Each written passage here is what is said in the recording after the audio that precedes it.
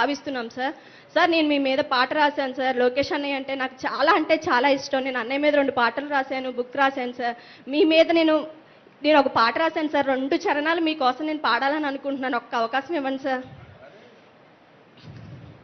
చంద్రుడమా చంద్రుడా నిరంతరం రావాలి, నీ వెన్నెల పాలనతో కాంతిని నింపావు.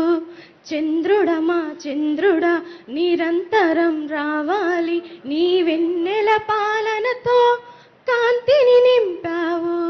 కలతలు లేని తెలుగు వారి కోసం నీవు విభజన ముళ్ళును తుంపినావు.